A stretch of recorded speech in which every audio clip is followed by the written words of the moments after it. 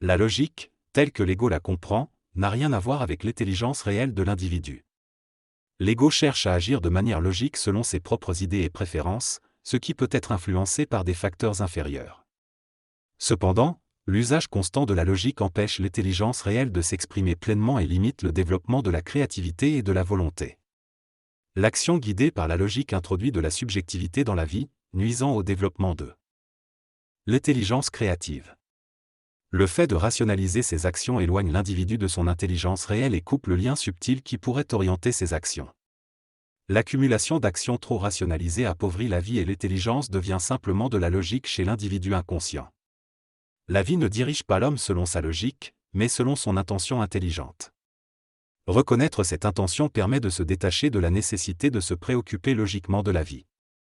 La logique découle toujours d'une notion astrale étrangère à l'intelligence pure. La logique limite la vitalité et l'expérience spontanée en excluant l'intelligence créative de la vie.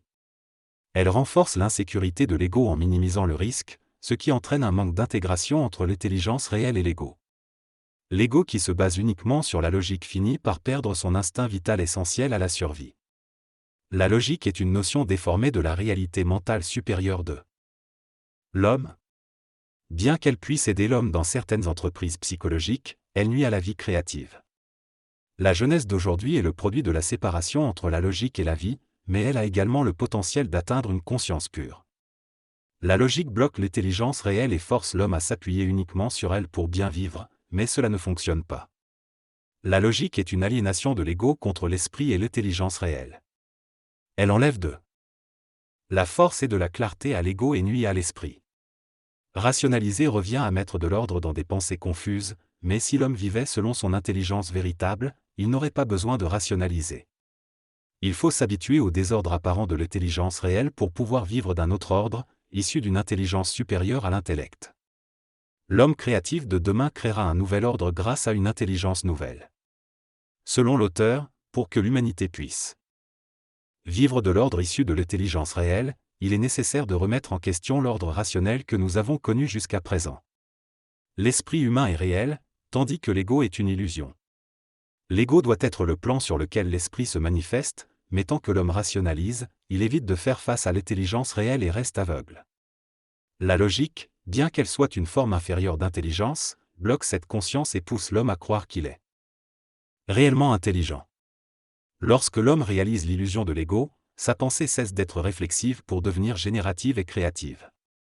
La logique soutient l'homme dans sa pensée réflexive, mais lui enlève le pouvoir de connaître la vie telle qu'elle est réellement. Ainsi, l'homme est dominé par des forces qui ne font pas partie de la lumière, ce qui peut conduire à des actions destructrices. La logique doit être une fonction de l'intelligence humaine et non une domination de celle-ci. Elle est nécessaire dans certains domaines comme la science, mais elle ne doit pas devenir une forme de domination chez l'homme. La logique est limitée dans sa capacité à comprendre ce qui est apparemment plausible et meilleur pour l'homme. L'homme doit apprendre les lois de la vie et vivre en harmonie avec celles-ci pour bien vivre sur Terre. La logique est une habitude de vie inconsciente causée par une mauvaise éducation et des institutions déformées qui devront un jour être transformées. L'homme a besoin de découvrir une intelligence alternative qui n'est pas limitée par la logique. La logique, bien qu'elle soit puissante, n'est pas l'unique forme d'intelligence et il existe d'autres niveaux d'intelligence supérieure. La logique ne peut pas déterminer la vie de l'homme et elle est impuissante à relier l'intelligence de l'esprit avec la réalité matérielle. L'homme trouve la vie difficile car il ne réalise pas que la logique n'est pas suffisante pour lui fournir la volonté et l'intelligence dont il a besoin pour éviter les pièges de la vie. Si l'homme n'a pas une intelligence libre des influences extérieures, il ne pourra pas vivre selon les lois de la vie et sera contraint de vivre selon les lois sociales imparfaites. L'homme doit connaître une évolution et une mutation dans son mental pour accéder à une intelligence réelle de la vie.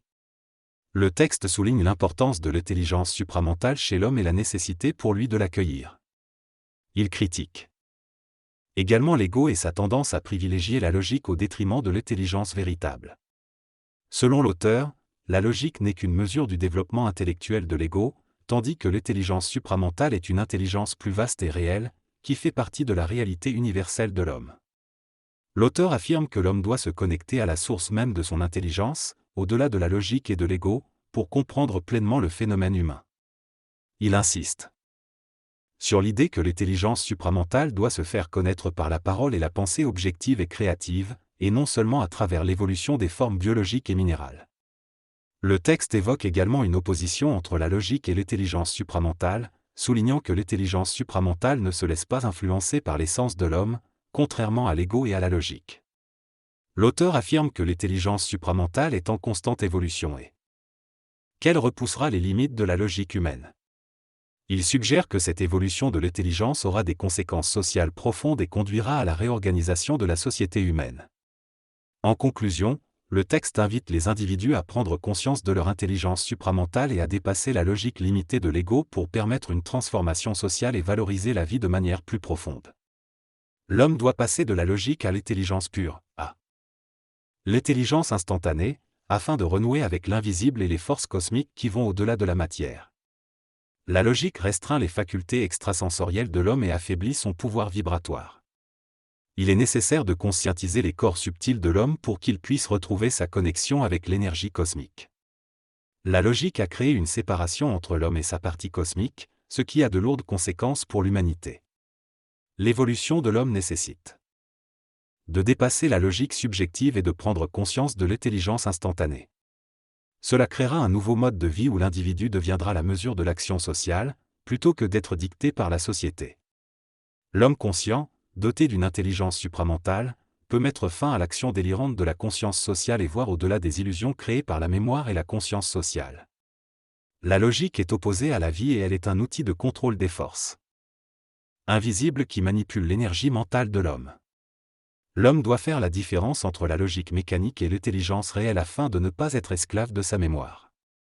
Le danger qui menace l'humanité aujourd'hui est la logique poussée à l'extrême, mais les années à venir verront la véritable différence entre la logique et l'intelligence supramentale.